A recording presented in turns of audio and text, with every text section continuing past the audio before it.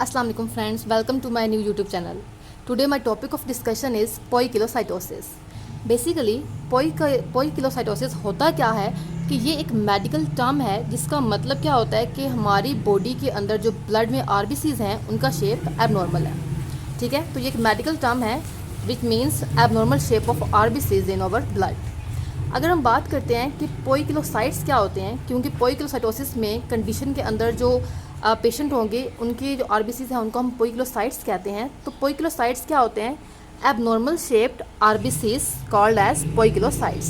ठीक है, तो जो पेशेंट जिनको पोइकिलोसाइटोसिस होता है उनके आरबीसीज की शेप जो होती है वो एबनॉर्मल होती है, क्योंकि हमारे पास जो नॉर्मल आरबीसीज होती है उनका जो शेप होता है वो क्या होता है? डिस्क शेप होती है, जिनके सेंटर जो है वो फ्लैट होता है। ठीक है, तो जो पोइकिलोसाइटोसिस होती है इसमें क्या होगा कि जो पेशेंट का आरबीसीज की शेप है वो डिस्क शेप नहीं होगी, उनका सेंटर फ्लैट नहीं होगा। इट माइट भी कि उनकी शेप जो है वो वेरी करेगी। वो हम बात करते हैं कि उनकी शेप कैसे वेरी कर सकती है, आखिर ऐसा क्या उसमें चेंजिंग होगा, तो वो आपको बताती हूँ कि जो पोइकिलोसाइट्स जो होते हैं कि एबनॉर्मल शेप आरबीसीज जो होते हैं मेरा बेटा वो फ्लैटर होते हैं। लाइक जो नॉर्मल आरबीसीज जिस शेप थे उनसे उनकी शेप जो है वो क्या होगी?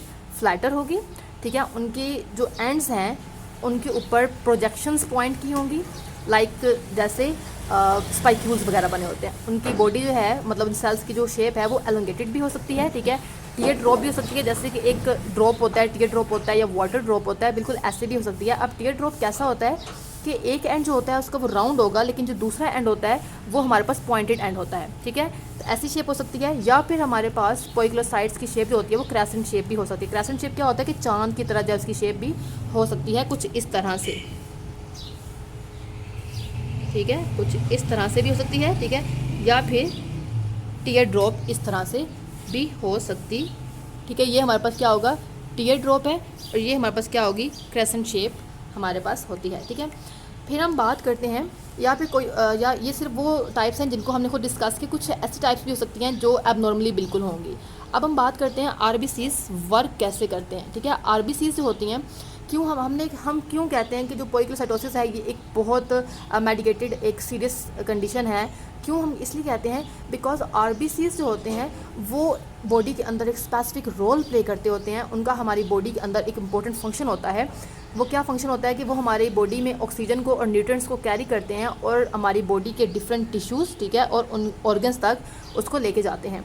अगर आरबीसीज की शेप अल्टर हो जाती है, अल्टर्ड मीन होता है कि अगर आरबीसीज की शेप जो होती है वो वेरी करती है, वो नॉर्मल से थोड़ी सी डिफरेंट हो गई है, तो उसका क्या डिसएडवांटेज होगा कि वो सारे फंक्शंस जो आरबीसीज परफॉर्म कर रही थी वो अब परफॉर्म नहीं हो पाएंगे। क्यों? क्योंकि आरबीसीज जो होती हैं वो जो उनकी स्पेसिफिक जो होती है शेप होती है, उनका डायमीटर होता है। तो लेकिन अगर वो शेप चेंज हो जाती है तो उससे क्या होगा कि ब्लड वेसल्स का एक स्पेसिफिक डायमीटर होता है, तो उनके अंदर से वो पास आउट नहीं कर पाएंगी। ठीक है, अगर हम बात करते हैं कि हमारे पास कुछ कॉजेज़ क्या हैं पोइकिलोसाइटोसिस की, कि ये कंडीशन कब हो जाती है, तो उसमें हम बात करते हैं कि कुछ मेडिकल कंडीशंस जो होती हैं उसकी वजह से भी आपको पोइकिलोसाइटोसिस हो जाती है।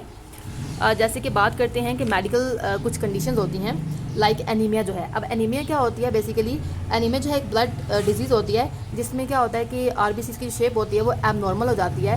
तो इस वजह से पोइकिलोसाइटोसिस जो होती है वो एनीमिया की वजह से भी हो सकती है। ठीक है, अगर आपको लीवर डिजीज़ है, कुछ पेशेंट्स को लीवर डिजीज़ होती हैं, लाइक लीवर डिसऑर्डर्स होते हैं, आपका लीवर जो है वो कुछ सीरियस हद तक चला जाता है, तो उसकी वजह से भी आपको पोइकिलोसाइटोसिस हो सकती है। ठीक है, फिर जाती है अल्कोहलिज्म।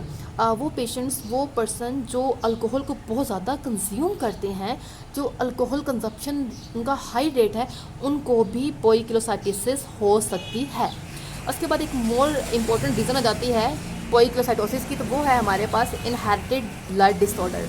इनहेरिटेड ब्लड डिसऑर्डर क्या होता है कि इनहेरिटेड होता है कि जो डिज़ीज़ आपको पेरेंट्स से इनहेरिटेंस में मिलती है। ठीक है, विरासत में मिल जाना, आपके जीन्स की म्यूटेशंस की वजह से जो डिजीज़ होती हैं उनको आप बोलते हैं कि ये हमारे पास इनहेरिटेड है। तो इनहेरिटेड ब्लड डिसऑर्डर्स जो हैं उनमें भी पोइकिलोसाइटोसिस कंडीशन जो है आपको मिल सकती है। फिर हम बात करते हैं सिम्टम्स के बारे में। सिम्टम्स कौन से होते हैं? हमने कहा कि हमें कैसे मालूम होगा कि भाई आया इस पेशेंट को पोइकिलोसाइटोसिस है भी या नहीं। तो इसके सबसे इम्पोर्टेंट जो सिम्टम होता है जिससे आपको मालूम होगा कि ये पोइकिलोसाइटोसिस कंडीशन है, तो वो होगा abnormal shape of RBCs. Patient की जो आरबीसीज की शेप है वो एबनॉर्मल होगी। ठीक है। बाकी वैसे कुछ सिम्टम्स होते हैं वो डिपेंड करते हैं कि कंडीशन कैसी है, लाइक उसकी कौन सी टाइप ऑफ पोइकिलोसाइटोसिस है या फिर उसकी सीवियर कंडीशन है, एक्यूट कंडीशन है, तो इस पर डिपेंड करते हुए आपको सिम्टम जो है आपको बॉडी के शो होते रहते हैं, ठीक है। कुछ जैसे कि अब हमने कहा कि कुछ डिजीज़ होती हैं, मेडिकल कंडीशंस होती हैं, जैसे कि एनीमिया की मैंने बात की बेटा, कि अब एनीमिया के अंदर क्या होता है कि फटीग हो जाती है, आपकी स्किन पेल हो जाती है, आपकी ब्रीथ का जो रेट होता है वो शॉर्टर हो जाता है। तो ये सब कंडीशंस होती हैं जिनसे आप जो आइडेंटिफाई कर सकते हैं कि आपको पोइकिलोसाइटोसिस है भी या नहीं, ठीक है। उसकी हम बात करते हैं, इंपॉर्टेंट फ़ौरन बात करते हैं कि हमारे पास पोइकिलोसाइटोसिस जो है उसकी कॉजेज़ क्या होती है। तो दो इंपॉर्टेंट कॉजेज़ हैं पोइकिलोसाइटोसिस की, एक होती है इनहेरिटेड कॉज, ठीक है, एक होती है एक्वायर्ड कॉज। इनहेरिटेड कॉज कौन सी होती है, वो कॉजेज़ मैं आपको बता चुकी हूँ पहले ही कि जो आपकी इनहेरिटेंस में आती है, जो आपको आपके पेरेंट्स से ऑफ स्प्रिंग में जाती है, उसको बोलते हैं इनहेरिटेड। और वो कॉज जो आप अपने एक्सटर्नल इन्वायरमेंट में खुद ही एक्वायर कर लेते हैं, उसको बोलते हैं एक्वायर्ड पोइकिलोसाइटोसिस, ठीक है। अब जो इनहेरिटेंस होती है वो आपकी जेनेटिक म्यूटेशन पे से होती है, ठीक है, आपके जीन्स में म्यूटेशन होती है, आपके पेरेंट्स से ऑफ स्प्रिंग तक जाती है। और एक्वायर्ड में क्या होता है कि आप जो है लेटर लाइफ के अंदर जो उसको डेवलप कर लेते हैं उस किसी भी कंडीशन को, ठीक है। अगर मैं एक्सप्लेन करूँ कि इनहेरिटेंट कॉज कौन सी होगी, तो उसके अंदर अगर हम बात करते हैं कि इनहेरिटेड कॉजेज़ जो हैं पोइकिलोसाइटोसिस में, उसकी में क्या टाइप्स जाती हैं, तो चंद इंपॉर्टेंट टाइप्स के बारे में बात करूँगी। सिकल सेल एनीमिया सबसे पहले टाइप मैं बता रही हूँ। सिकल सेल एनीमिया जो होती है ये बेसिकली एक जेनेटिक डिजीज़ है। इसमें क्या होता है कि पेशेंट के आरबीसीज जो हैं वो एबनॉर्मल होते हैं, उनकी शेप जो होती है वो क्रेसेंट लाइक होती है, यानी कि चांद के हिलाल की तरह होती है, ठीक है, हिलाल की तरह होती है। लाइक हमने कहा कि कुछ इस तरह से उनकी शेप जो होगी वो होगी, ठीक है, ठीक है, इस तरह से कुछ शेप होगी आपके पास क्रेसेंट की। सेकंड बात करते हैं हम थैलेसीमिया के बारे में, ठीक है। सेकंड कौन सी टाइप होगी, थैलेसीमिया है। थैलेसीमिया जो होती है ये भी एक जेनेटिक ब्लड डिसऑर्डर है जिसके अंदर हीमोग्लोबिन जो होता है एबनॉर्मल होता है, ठीक है। ये कंडीशन आ गई, ठीक है। ये हमारे पास इनहेरिटेड कॉज बन सकती है क्योंकि इनहेरिटेंस में थैलेसीमिया भी होता है। उसके बाद थर्ड जो है वो है ये जो है थर्ड जो है वो है पायरुवेट काइनेज डेफिशिएंसी। इसकी डिटेल नहीं है क्योंकि ये इंपॉर्टेंट कॉजेज़ नहीं है। उसके बाद आती है हेरिडिटी स्फीरोसाइटोसिस, इसकी ये भी जो है इनहेरिटेड कॉज है। और उसके बाद आ जाती है हमारे पास हेरिडिटी एलेप्टोसाइटोसिस, ये भी एक इनहेरिटेंस कॉज है पोइकिलोसाइटोसिस की। और मेरा बेटा मैक्लॉयड सिंड्रोम, ये एक सिंड्रोम है, ये भी इनहेरिटेड जो है कॉज बनती है पोइकिलोसाइटोसिस की। और ये जो मैक्लॉयड सिंड्रोम होता है ये बेसिकली रेयर जेनेटिक डिसऑर्डर है, ठीक है। और इसका हाँ ये है कि ये अफेक्टेड बहुत करता है, कैसे कि इसने पेशेंट के जो मेजर बॉडी पार्ट्स होते हैं, लाइक उसका हार्ट है, उसका जो ब्रेन है, उसको ये अफेक्ट करते हैं, उसके नर्व्स को जो है जाके ये अफेक्ट करती होती है। तो इसीलिए ये जो है कुछ सवियर हो सकता है, ठीक है। फिर हम बात करते हैं एक्वायर्ड के बारे में कि एक्वायर्ड कॉजेज़ कौन सी हैं। तो एक्वायर्ड के अंदर जो है एक कुछ चंद एक डिस्कस कर लेते हैं, जिसमें सबसे इंपॉर्टेंट जो है वो है iron deficiency anaemia. Iron deficiency anaemia जो है बेसिकली ये एनीमिया की मोस्ट कॉमन फॉर्म होती है। और ये कब होती है, जब बॉडी को एनफ आयरन नहीं मिल रहा। तो अब आयरन जो है क्योंकि हम डाइट से खुद लेते होते हैं, हमारी एक्सटर्नल डाइट जो होती है उसके थ्रू आयरन हमारी बॉडी में जाता है। तो अगर हम डाइट अच्छी लेते हैं तो हमारी बॉडी में आयरन जो है वो एनफ रहेगा। लेकिन अगर डाइट अच्छी नहीं है तो आप जो है आपको आयरन डेफिशिएंसी हो जाएगी और इस वजह से आपको आयरन डेफिशिएंसी एनीमिया हो सकता है, जिसकी वजह से आपको पोइकिलोसाइटोसिस भी आपको ऑब्जर्व होगा, राइट। सेकंड अगर हम बात करते हैं तो वो होगी मेगालोब्लास्टिक एनीमिया के बारे में। मेगालोब्लास्टिक एनीमिया जो होती है ये होती है विटामिन B12 की डेफिशिएंसी से। अब विटामिन B12 जो होती है ये भी हम अपनी डाइट के थ्रू लेते होते हैं। विटामिन B12 जो है ये भी आपको ग्रीन वेजिटेबल्स से मोस्टली जो है मिलता है, फ़िश से, आई थिंक फ़िश ऑयल वगैरह से इनसे मिल जाता है। तो अगर आप इसको ट्रीट करना चाहें तो इससे जो है आप विटामिन B डेफिशिएंसी जो है आप पूरी कर सकते हैं अपनी डाइट के थ्रू, ठीक है। सप्लीमेंटेशन के थ्रू हो सकती है। आगे जाती है थर्ड जो है वो होता है ऑटो इम्यून हेमोलिटिक एनीमिया। अब ये बेसिकली क्या होती है, तो ये ग्रुप ऑफ डिसऑर्डर है जिसमें क्या होता है कि हमारा इम्यून सिस्टम जो है वो बाय मिस्टेकन जो है वो आरबीसीज को डिस्ट्रॉय कर देता है। तो इसमें क्या होता है कि ऑटो इम्यून हेमोलिटिक एनीमिया हो जाती है। उसके अलावा कुछ चंद एक हैं रेयर हैं, लेकिन उसमें जाती है लीवर एंड किडनी डिजीज़, ठीक है। इसके वजह से ये भी एक्वायर्ड होती है cause. Lead poisoning, chemotherapy treatment, severe infection, cancer and myelofibrosis, ये हमारे पास सारी कौन सी हैं, ये हमारे पास एक्वायर्ड कॉजेज़ बन सकती हैं, ठीक है। फिर हम बात करते हैं कि डायग्नोसिस के बारे में कि हम पोइकिलोसाइटोसिस को डायग्नोस कैसे करेंगे। अब होता क्या है, इसमें सबसे इंपॉर्टेंट जो है वो होता है ब्लड स्मेयर। ब्लड स्मेयर क्या होता है कि एक पेशेंट जो है दो तरीके होते हैं जिससे आपको पता चलेगा। सबसे पहले क्या होगा कि एक पेशेंट जो है या तो वो आपका बॉडी जो है वो रूटीन का जो होता है नॉर्मल बॉडी चेकअप मंथली करवाते हैं, तो उसके थ्रू जो है डॉक्टर आपका ब्लड स्मेयर लेता है आपके बॉडी टेस्ट करने के लिए, तो मालूम हो जाएगा कि आपको पोइकिलोसाइटोसिस है। या फिर होगा क्या अब कि एक तो ये वजह बन जाती है, एक वजह क्या बनती है कि आपको कुछ ऐसे सिम्टम्स जो हैं वो शो होते हैं आपकी बॉडी में, जिसकी वजह से क्या होता है आप जो है अनएक्सप्लेन्ड सिम्टम्स होते हैं। तो आप डॉक्टर के पास जाते हैं चेक करवाने के लिए, तो डॉक्टर आपका ब्लड स्मेयर लेगा और आपको बताएगा कि आपको क्या डिजीज़ है। तो आपको चलेगा कि आपको पोइकिलोसाइटोसिस थी। अब होता क्या ब्लड स्मेयर के अंदर, अब कुछ लोगों को ये भी नहीं पता कि ब्लड स्मेयर में क्या होगा। तो ब्लड स्मेयर में क्या करता है डॉक्टर एक स्लाइड लेगा, उस पर आपके थिन ब्लड की लेयर जो है स्प्रेड कर देगा, उसको माइक्रोस्कोप में ऑब्जर्व करेगा और देखेगा कि आपके आरबीसीज का नंबर क्या है, उनका शेप क्या है। तो रिजल्टेंट क्या होगा कि आपके आरबीसीज जो है वो सारे नॉर्मल नहीं होंगे, कुछ एबनॉर्मल होंगे, कुछ नॉर्मल होंगे, मतलब मिक्सचर होगा नॉर्मल और एबनॉर्मल का। उनका नंबर जो है वो भी चेक किया जाएगा, जिसके रिजल्ट में डॉक्टर जो है वो फिर आपको फर्दर टेस्ट लिख के देगा कि आपने फ़लाँ टेस्ट करवाने हैं, जिसके रिजल्ट में वो आपको बताएगा कि आपको क्या प्रॉब्लम है, ठीक है, कि आपको पोइकिलोसाइटोसिस है भी या नहीं। अब वो फर्दर टेस्ट कौन से होंगे, वो आपको कहेगा कि जाएँ भाई कंप्लीट ब्लड काउंट करवा लें अपना, ठीक है, CMC करवाएं, विटामिन B12 का टेस्ट करवाएगा, आपको फोलेट टेस्ट करवाएगा, लीवर फंक्शनिंग होगी टेस्ट, और पायरुवेट काइनेस टेस्ट करवाएगा। ये वो टेस्ट हैं जो बहुत इंपॉर्टेंट होते हैं, जिनको करने के बाद ही वो आपको ये आइडेंटिफाई करेगा, ये बताएगा कि आपको क्या प्रॉब्लम हो गया है, ठीक है।